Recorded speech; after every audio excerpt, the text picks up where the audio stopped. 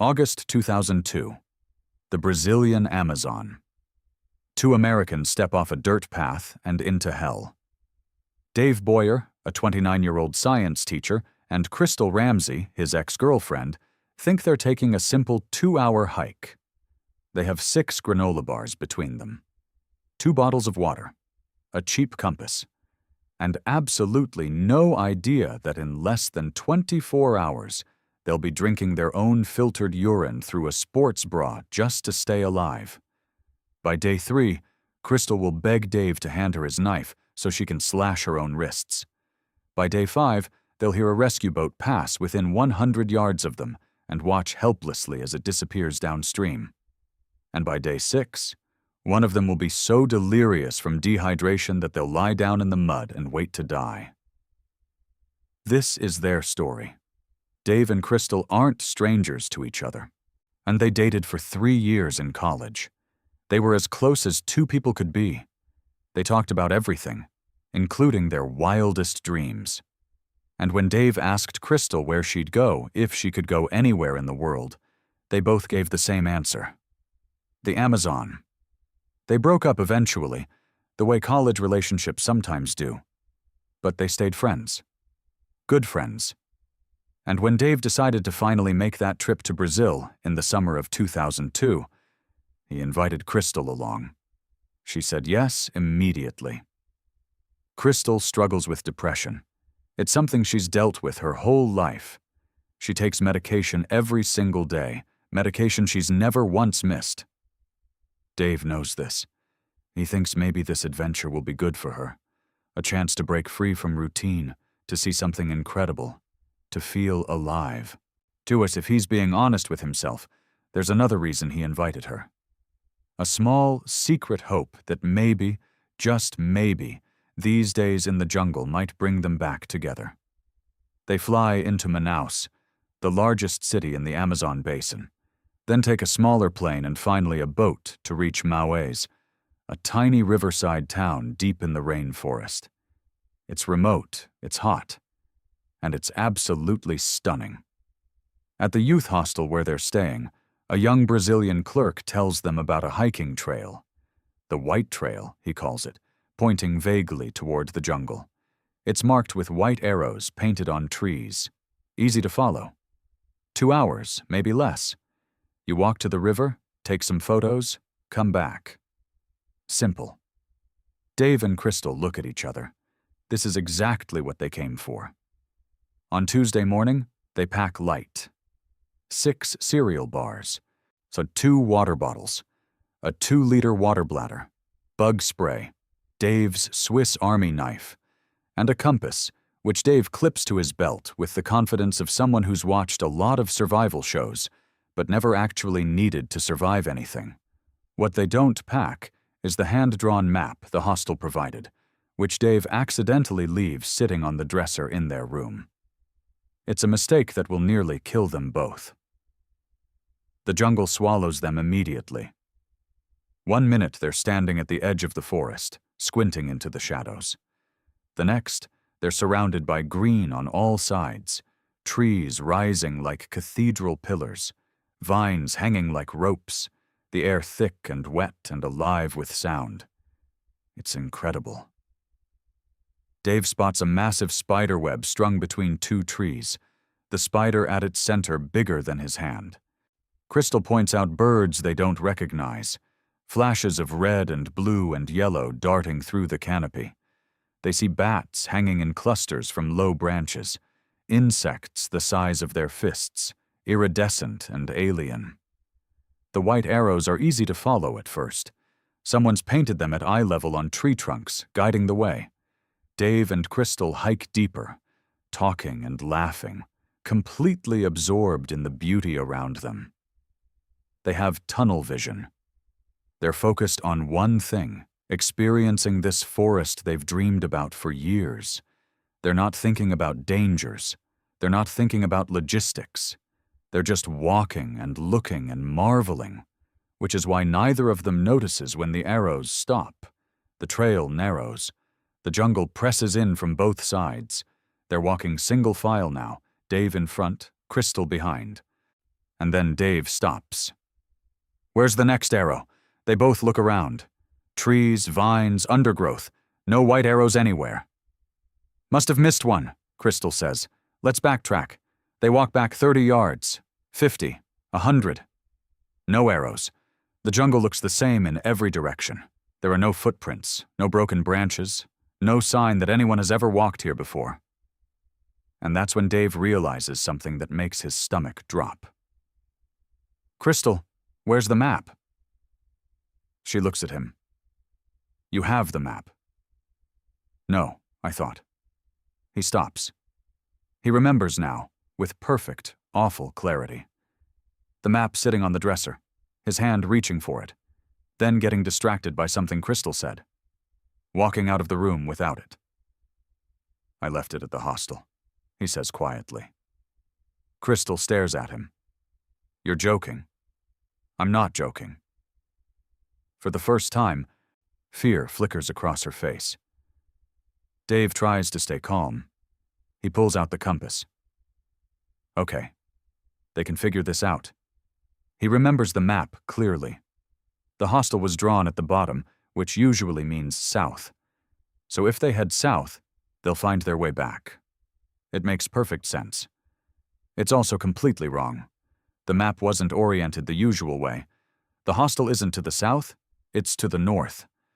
Every step Dave and Crystal take in the direction they think is home is actually a step deeper into millions of square miles of uninhabited rainforest. But they don't know that. They walk for 2 hours, then 3. The jungle never changes. Just trees and vines and green and heat. No landmarks, no clearings, nothing that looks even remotely familiar.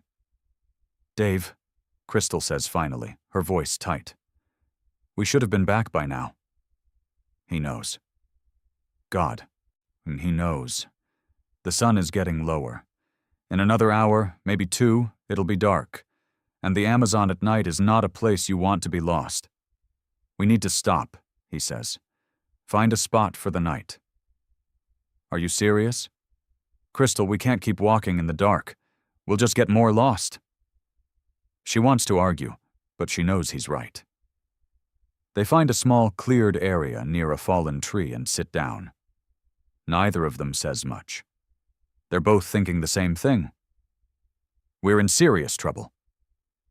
Darkness falls fast in the jungle. One moment there's light filtering through the canopy. The next, it's gone, and the forest transforms into something primal and terrifying. The sounds start immediately. Howler monkeys roaring like engines, frogs croaking in overlapping chorus, insects buzzing and clicking, and beneath it all, the constant rustle of movement. Things are walking out there, hunting, feeding. Dave and Crystal sit with their backs against the tree, not talking, just listening.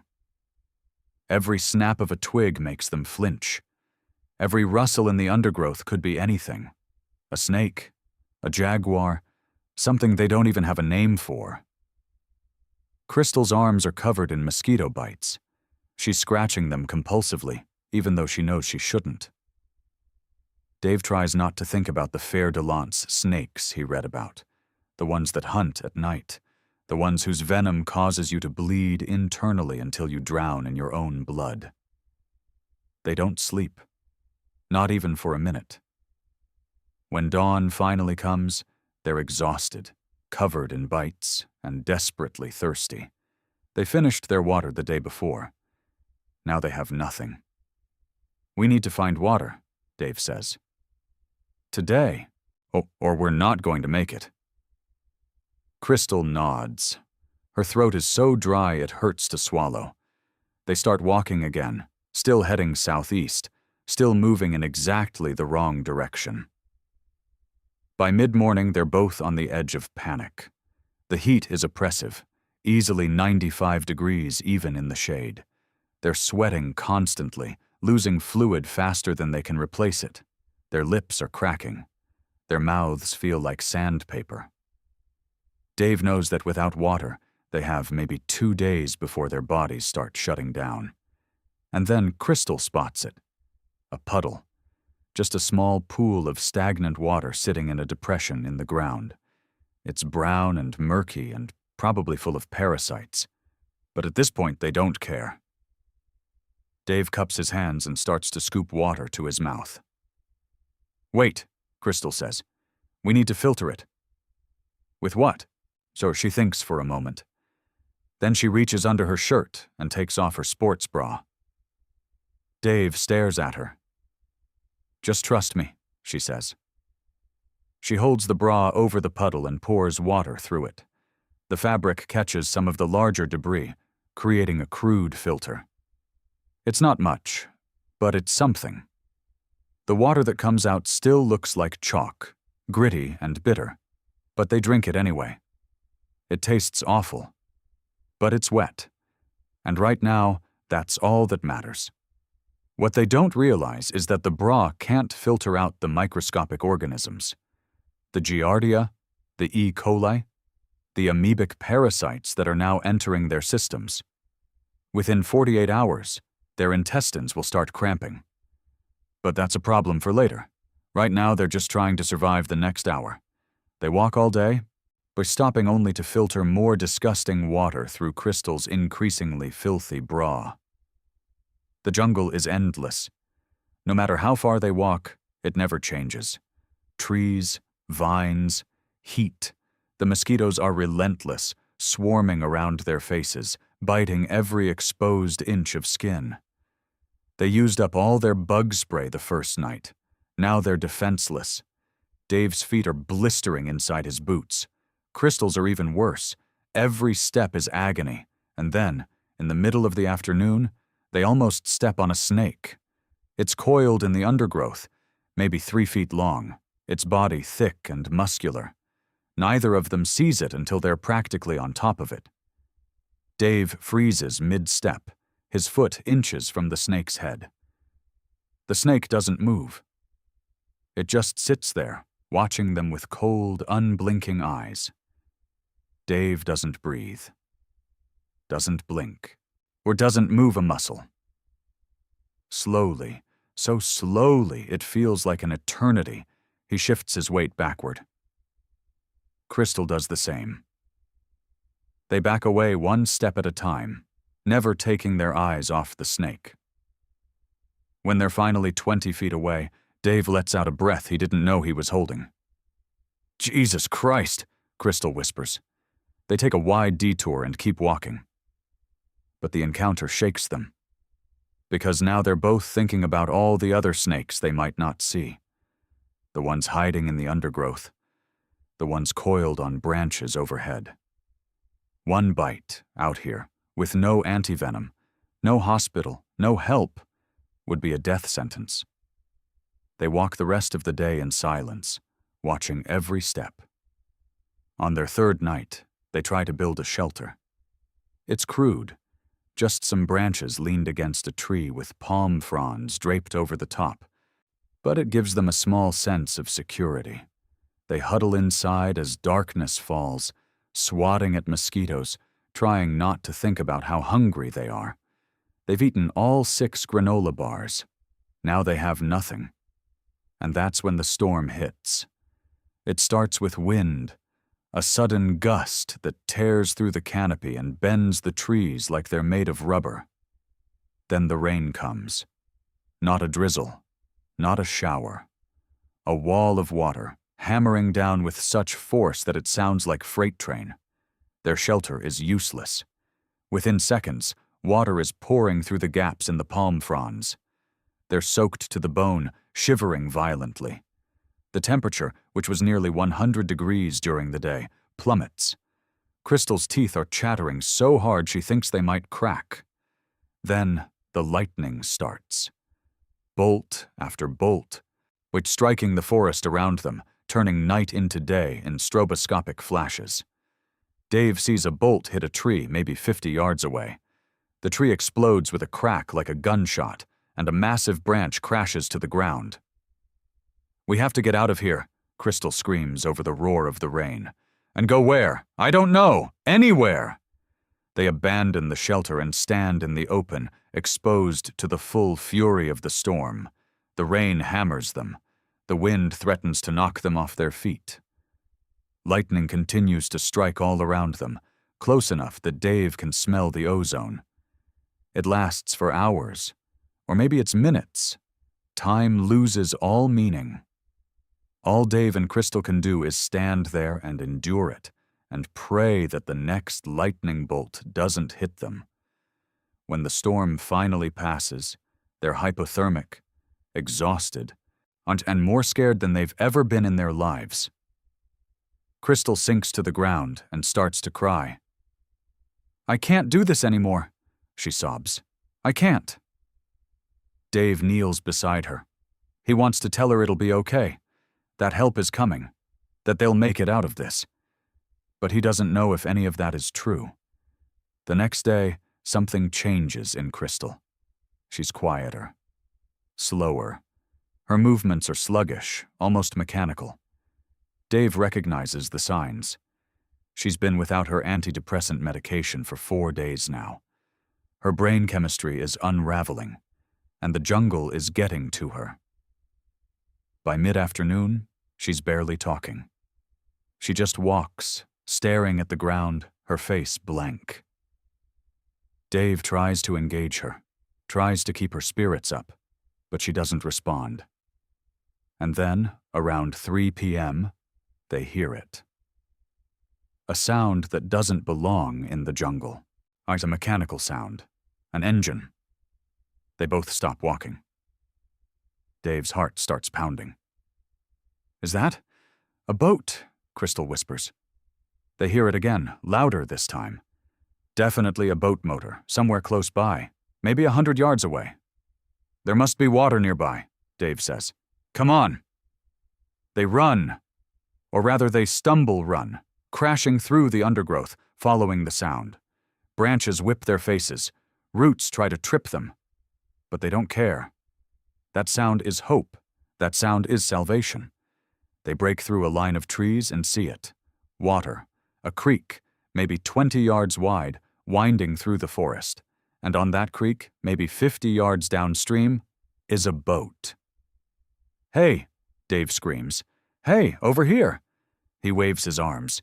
Crystal waves too. They're both yelling at the top of their lungs. "Help! Please! We're lost! Help!" The boat keeps going. But the people on board don't hear them. The engine is too loud. Within 30 seconds, the boat rounds a bend and disappears from view. The sound of the motor fades into the distance. And then there's silence. Dave and Crystal stand there, not moving, barely breathing. To have hope that close, to see rescue right there in front of them, and then to watch it disappear. Crystal sinks to her knees. "I can't," she says quietly. "Dave, I can't do this." "Crystal, I want you to give me the knife." "What?"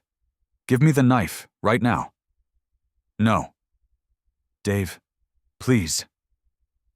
Her voice breaks. "I don't want to die out here slow. I don't want to starve to death or get eaten by something. Please, just give me the knife and let me do it my way." Dave feels like he's been punched in the gut. This is Crystal, the girl he loved, the girl he thought he might still love, asking him to help her die. "I'm not giving you the knife," he says. "Dave." "One more day," he says, and he's surprised by how firm his voice sounds. "Give me one more day. If we're not out of here by sunset tomorrow, I'll give you the knife, I promise." "But Crystal, please, one more day." She looks at him for a long time. Then, finally, she nods. One more day. They walk through the rest of the afternoon in a daze. Crystal keeps asking about the knife. Where is it? Does he still have it? He hasn't lost it, has he? She needs to know it's there. She needs to know she has an option. Dave understands. In a situation where you've lost all control, where you're completely at the mercy of forces you can't fight or understand, having any kind of choice, even the choice to end things, feels like power. He doesn't give her the knife. But he also doesn't lie to her. He made a deal. One more day. If they don't find a way out by tomorrow night, he'll keep his promise. The thought terrifies him.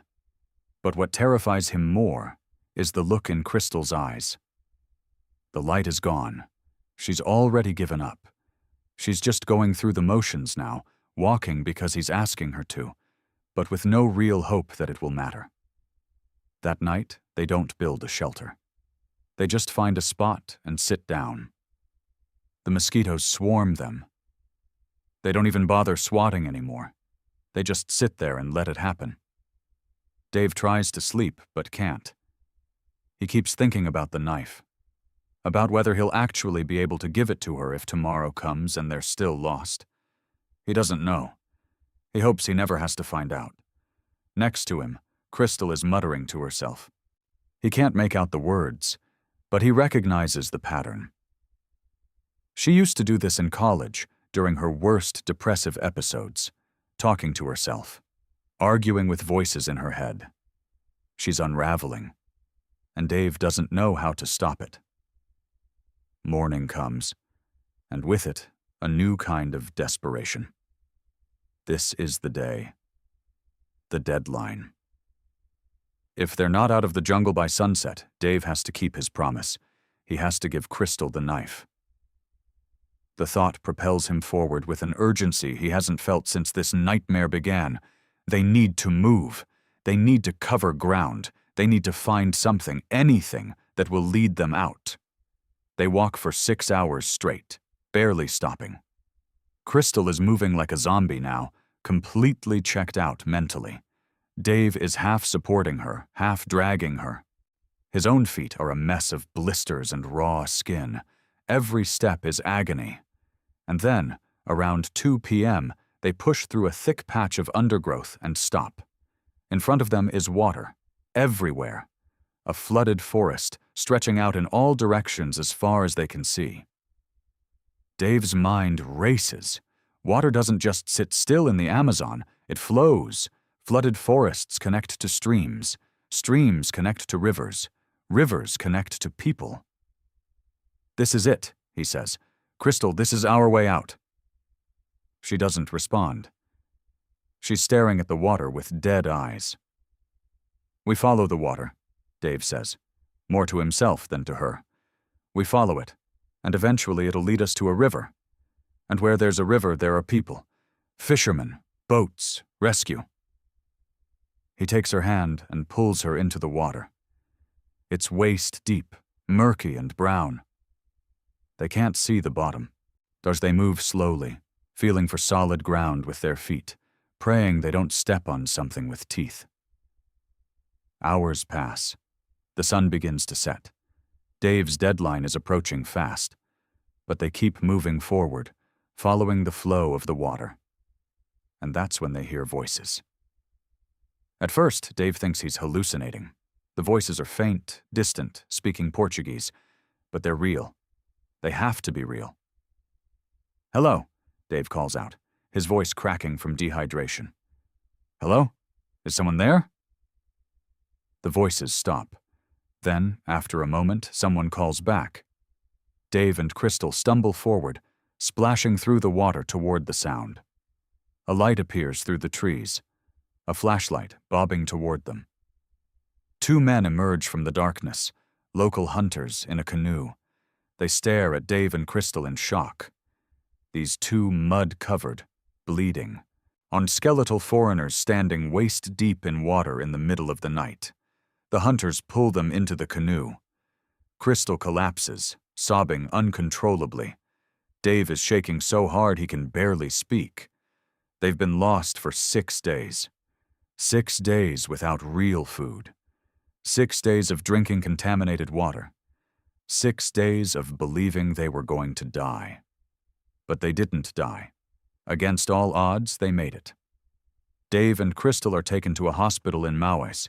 They're treated for severe dehydration, malnutrition, and infected insect bites. Their bodies are covered in welts and lesions. Crystal has thorns embedded in her feet that require surgical removal. They've both lost dangerous amounts of weight. But they're alive. Their parents fly in from the United States. There are tears, there are embraces. There are things said that will never be repeated to anyone else. The youth hostel clerk visits them in the hospital. He's horrified when he learns what happened. Through a translator, he explains the misunderstanding. When he said river in English, he meant a small stream, something you could step across. He had no idea they would walk right past the end of the trail, thinking they needed to reach a major river. It was a single word, a single miscommunication, and it nearly cost 2 people their lives. In the weeks and months that follow, Dave and Crystal are interviewed by journalists. Their story spreads across the internet. "Bad English almost killed 2 people," the headlines read. But Dave knows it wasn't just the language barrier. It was a series of small mistakes, each one reasonable at the time, that compounded into disaster. Leaving the map behind. Walking in the wrong direction when they got lost. Drinking unfiltered water. Pushing through exhaustion instead of staying put. Most of all, it was underestimating the jungle. They'd read about the Amazon for years. They thought they were prepared. But the jungle doesn't care about your preparation. It doesn't care about your plans or your dreams or how much you want to survive. The jungle just is. And if you make a mistake, even a small one, it will punish you for it. Dave never went back to the Amazon. Neither did Crystal. They remained friends for a while, though they saw each other less and less as time went on. The shared trauma of those 6 days bonded them in a way that was impossible to explain to anyone who wasn't there. But it also made being around each other difficult.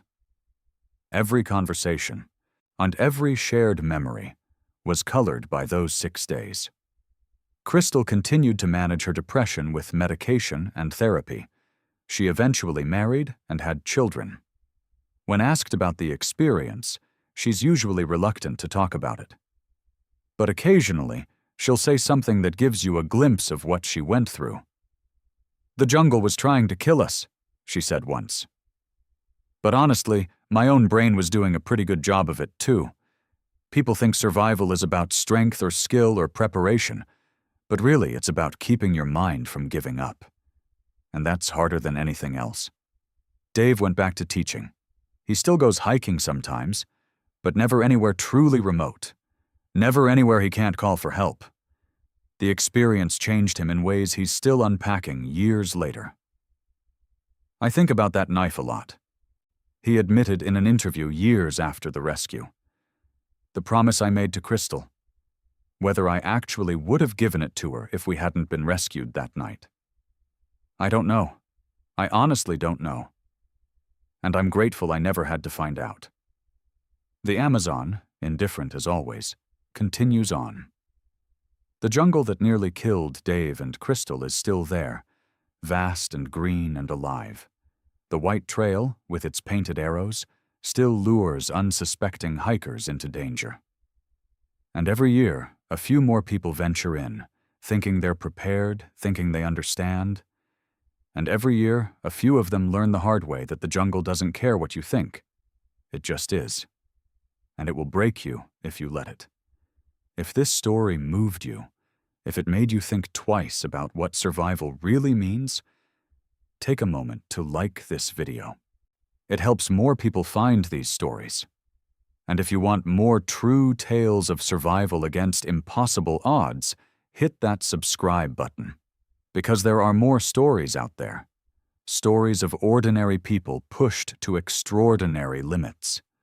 Stories that remind us just how fragile we are, and just how strong we can be when everything is on the line. Thanks for watching, and I'll see you in the next story.